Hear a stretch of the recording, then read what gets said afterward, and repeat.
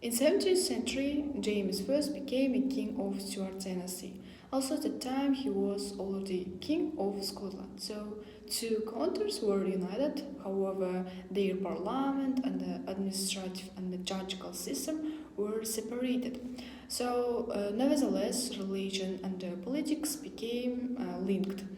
In addition, ideological Protestantism, especially Puritanism, had grown in England. Puritans considered the hierarchical structure and the luxurious lifestyle of king and of his followers immorally, and this conflict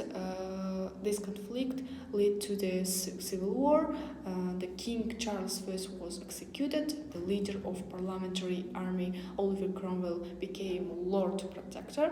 However, after Cromwell died, he and his system, also Puritan ethics, had become unpopular, unfortunately.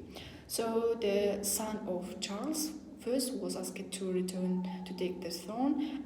Anglican Church was restored, but conflict between monarch and the parliament soon re-emerged.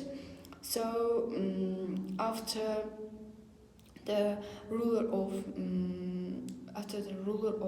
Netherlands, Prince William of Orange and his wife Mary became king and queen. There was glorious revolution.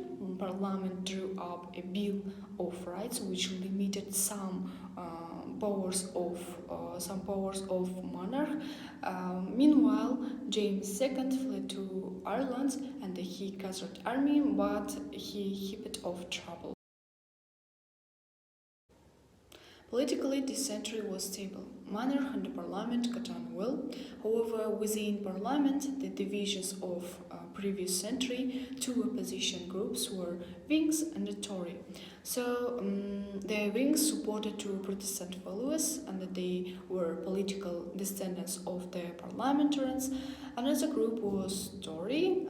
They supported two Catholic values, respected the idea of monarchy and the importance of Anglican Church. So, in addition, Prime Minister appointed to be a head of government. At the beginning of the century, Scottish Parliament joined with English and the Welsh at Westminster in London. Britain gradually expanded its empire in Americas, along at the West African coast and in India. So in 18th century was marked with cultural change. Britain became a master of colonies in America, industrial revolution, technical innovations of areas of manufacturing and transport. 10th century. Before this century began, Britain had lost its important American colonies in a war of independence. There was a war with France. Soon after the end of this century, Britain controlled the biggest empire. One section of this empire was Ireland. Another part of this empire was made up of Canada, Australia, New Zealand, and in India. Also, the biggest part in Africa. There was an enormous increase in wealth during this century. Being the rulers of an empire was therefore a matter of moral obligation. It was in fact known as the white man's burden. So there were the great changes in social structure. Most people live in towns and cities. The factory owners held the real power in this century. In Britain were also reforms, human rights.